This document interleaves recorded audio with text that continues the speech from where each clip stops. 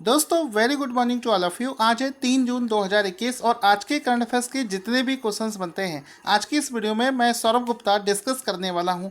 आज का पहला प्रश्न बना है कि हाल ही में centre for world university ranking centre for world university ranking में वैश्विक स्तर पर पहला स्थान किसे प्राप्त हुआ है। तो इसका देखो राइट आंसर क्या हो जाएगा। इसका राइट आंसर हो जाएगा Harvard university. Option number A इसका राइट आंसर हो जाएगा कि हार्वर्ड यूनिवर्सिटी जो है इसको पूरे विश्व में पहला स्थान प्राप्त हुआ है। किसमें प्राप्त हुआ है याद रखना है कि सेंटर फॉर वर्ल्ड यूनिवर्सिटी की रैंकिंग में सबसे अच्छी यूनिवर्सिटी का जो स्थान है वो हार्वर्ड यूनिवर्सिटी को प्रदान किया गया है। तो यहाँ पर आप देख सकते हैं ये इसको शॉर्टकट में CWUR रैंकिंग से भी जाना जाता है और इसमें भारत के कितने संस्थानों को स्थान मिला है। तो भारत के कुल 68 भारतीय संस्थानों को इसमें स्थान दिया गया है। साथ ही साथ में दुनिया भर के 2000 इंस्टीट्यूट को इसमें शामिल किया गया था जिसमें कि इंडिया के ये संस्थान शामिल किए गए हैं। अब पूरे वैश्विक लेवल पर टॉप के 3 यूनिवर्सिटीज़ कौन कौन से हैं। पहला मैं आपको बता चुका हूँ, हार्वर्ड यूनिवर्सिटी को पहला स्थान मिला है। दूसरा मिला है MIT Massachusetts institute of technology को दूसरा स्थान मिला है। और तीसरा स्थान प्राप्त हुआ है स्टैनफोर्ड यूनिवर्सिटी को, इसको तीसरा स्थान प्राप्त हुआ है। अब इसमें भारत की तरफ से सबसे अच्छा स्थान जो मिला है वो IIM अहमदाबाद को मिला है। तो ये याद आपको रखना है।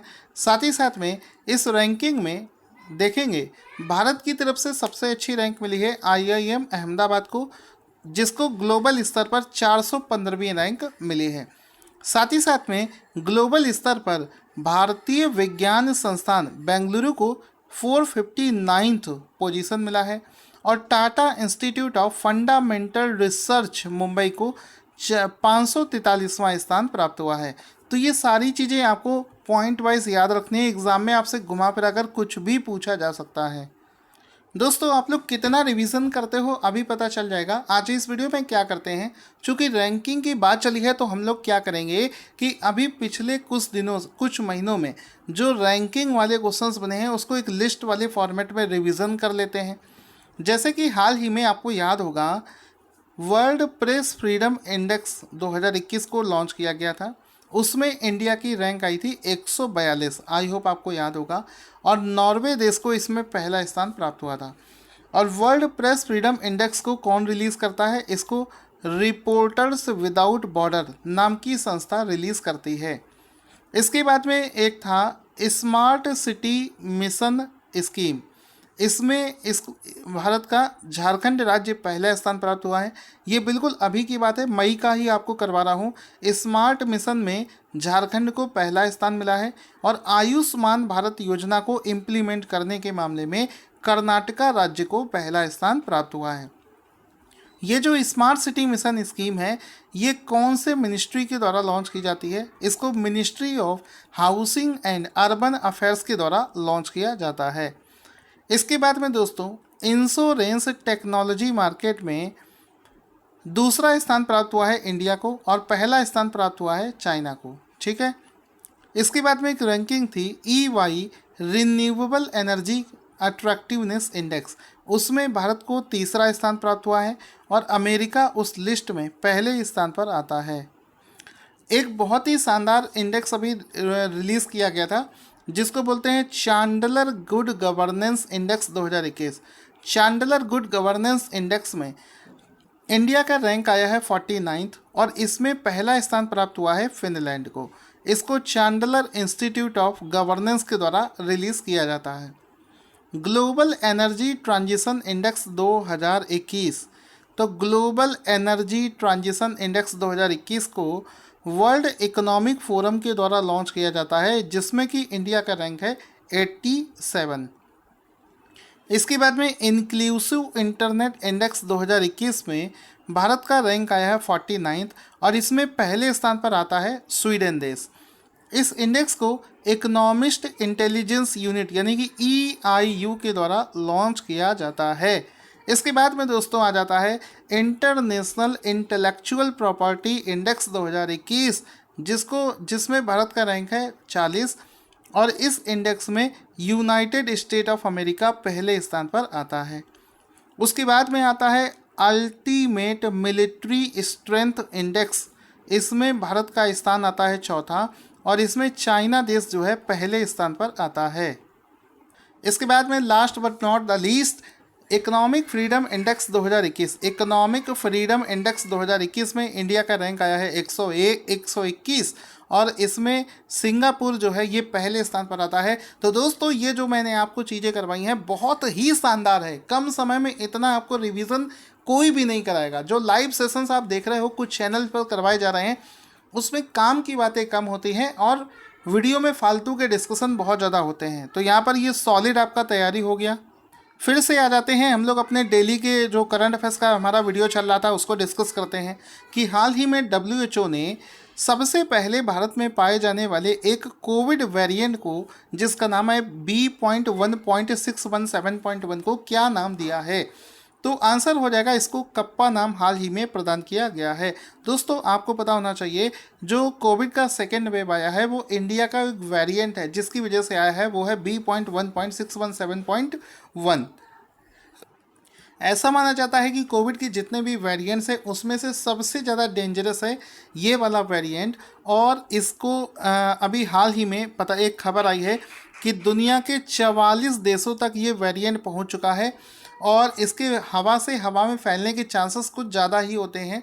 साथ ही साथ में अभी दिक्कत क्या हो रही थी, इसका नामकरण WHO ने क्यों किया है आपको पता होगा कि बहुत सारे लोग इसको इंडियन कोविड वेरिएंट के नाम से बुला रहे थे, सभी मीडिया में हो चाहे दूसरे देश हो, तो इंटरनेशनल लेवल पर इंडिया की छवि को ख़राब कर रहे थे। तो इंडिया ने इसके लिए आपत्ति जताई थी कि भाई किसी भी वायरस को इंडिया के नाम से आप क्यों बुला रहे हो, जबकि जब कोरोना वायरस को जब चाइनीज़ वायरस के नाम से बुला रहे थे तो WHO को बड़ी दिक्कत हो रही थी। तो इस वजह से इसका नाम रख दिया गया है कप्पा। इसी प्रकार से एक और यहाँ पर वर्जन है B.1.617.2, इसका नाम रखा गया है डेल्टा। तो याद रखिएगा भारत के जो दोनों वेरिएंट्स हैं इसमें एक का नाम रखा गया है कप्पा और दूसरे का नाम रखा गया है डेल्टा। अब हम लोग दोस्तों WHO के बारे में डिस्कस करते हैं जो ये सारा कुछ काम करता है। WHO की स्थापना 7 अप्रैल 1948 को हुई थी। WHO का जो हेडक्वार्टर है ये जेनेवा स्विट्ज़रलैंड में स्थित है। इसके वर्तमान में जो अध्यक्ष हैं उनका नाम है डॉक्टर टेड्रोस एधनोम, ये आपको याद रखना है, ठीक है। तो ये सारी चीज़ें समझते हुए चलते हैं 3 जून 2021 के अगले शानदार क्वेश्चन की तरफ। दोस्तों अगला क्वेश्चन बना है कि हाल ही में न्यूजीलैंड के किस खिलाड़ी को kiwi cricketer of the year award से सम्मानित किया गया है। तो ये जो प्लेयर हैं इनकी हाइट भाई साहब है 6 फीट 8 इंच, बहुत बड़ी हाइट है। इनका नाम है Kyle Jameson. Option number D इसका राइट आंसर हो जाएगा। काइल जेमिसन इनका नाम है, जिनकी हाइट बहुत ज़्यादा है। इनको ही हाल ही में न्यूजीलैंड का kiwi cricketer of the year award दिया गया है। तो इनका एक फ़ोटो भी देख सकते हैं जिनको हाल ही में इस अवार्ड से सम्मानित किया गया है। तो आई होप आपको ये अच्छे से चीज़ें समझ में आ रही होंगी, चलते रहना ऐसे ही। इसके बाद में दोस्तों है कि हाल ही में किस संस्थान ने भारत का पहला स्वदेशी तापमान डेटा संग्रहण उपकरण जिसका नाम है MB टैग लॉन्च कर दिया है। तो MB टैग को IIT रोपर के द्वारा विकसित किया गया है। Option number D will be the right answer. ये जो MB टैग नाम से ये जो डिवाइस है, MB टैग नाम से ये जो डिवाइस है इसको IIT रोपर ने लॉन्च किया है। ये डिवाइस क्या करती है, ये एक टेम्परेचर लॉगर है, यानी कि ये टेम्परेचर को मेज़र करती है, उसका एक डेटा बनाती है।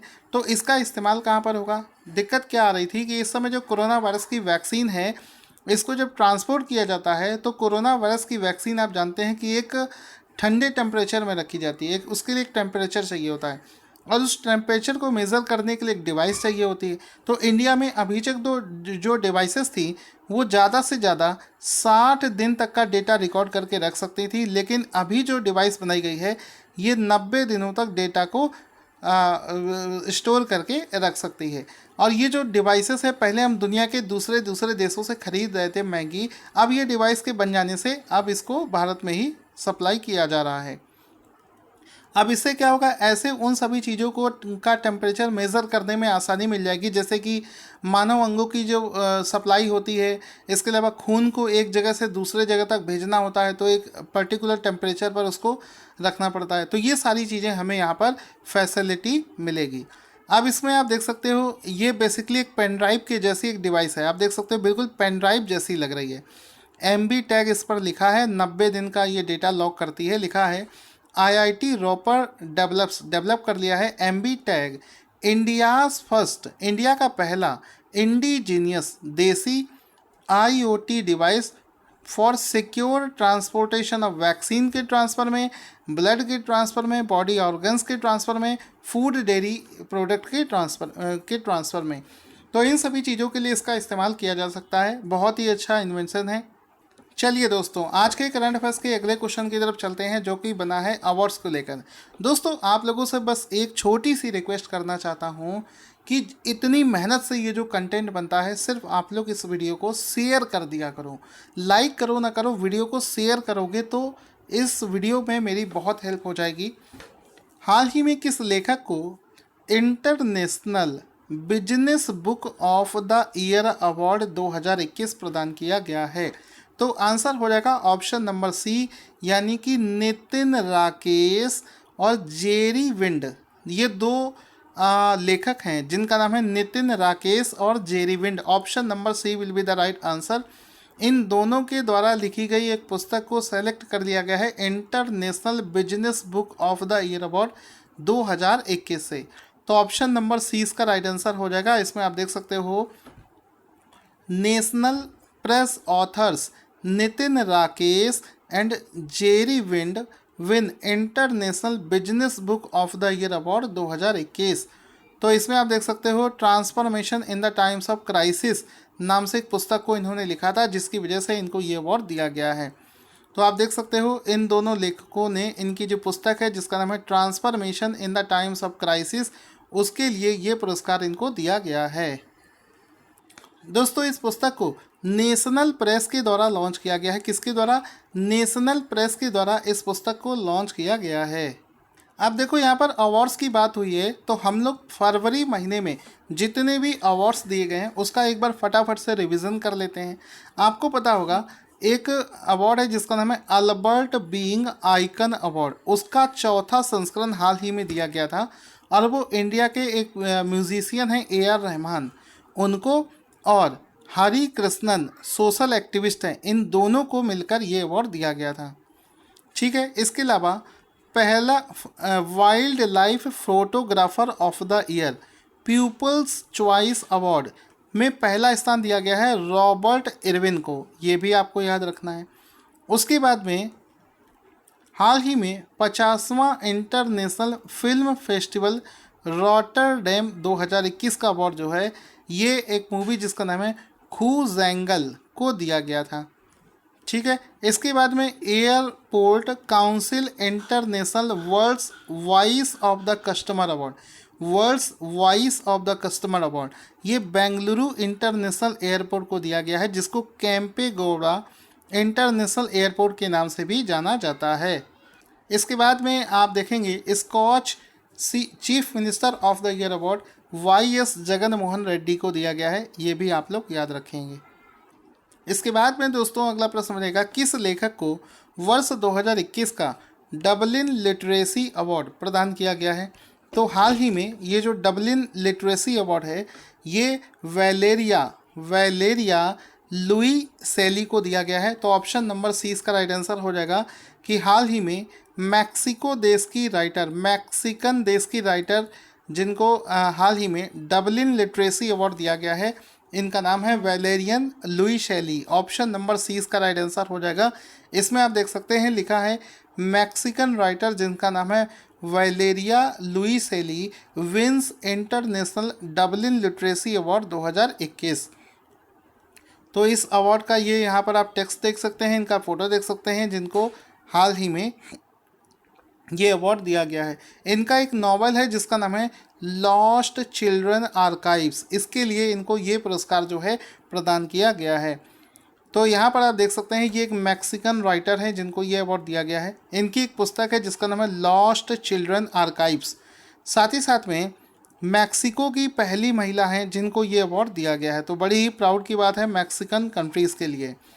क्वेश्चन बनेगा कि हाल ही में national human rights commission NHRC के नए अध्यक्ष कौन बनाए गए हैं?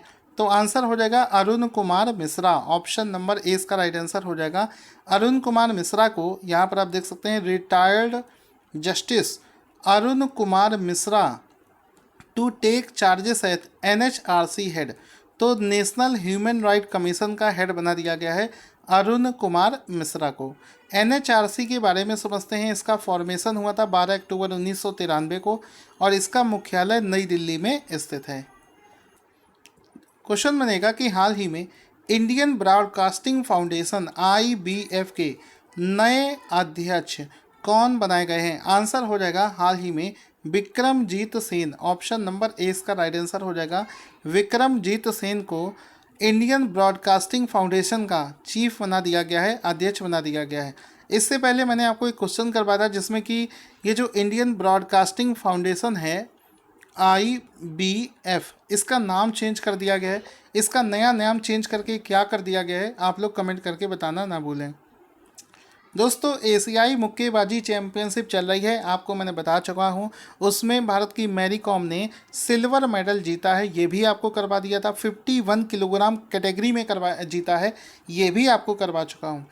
अब यहां पर आपको बताना है कि एशियाई मुक्केबाजी चैंपियनशिप में भारत के मुक्केबाज संजीत कुमार ने कितने किलोग्राम में गोल्ड मेडल जीत लिया, स्वर्ण पदक जीता? दोस्तों नाम किए रहो, इंडिया का नाम हो रहा है। तो आंसर हो जाएगा 91 किलोग्राम, 91 kg। 91 kg कैटेगरी में ये जो संजीत कुमार है इन्होंने हाल ही में स्वर्ण पदक जीत लिया है। तो ऑप्शन नंबर सी इसका राइट आंसर हो जाएगा। इसमें आप देख सकते हैं Asian boxing championship, Asian boxing championship Sanjit Kumar wins gold. Sanjit Kumar ने इसमें गोल्ड मेडल जीत लिया है।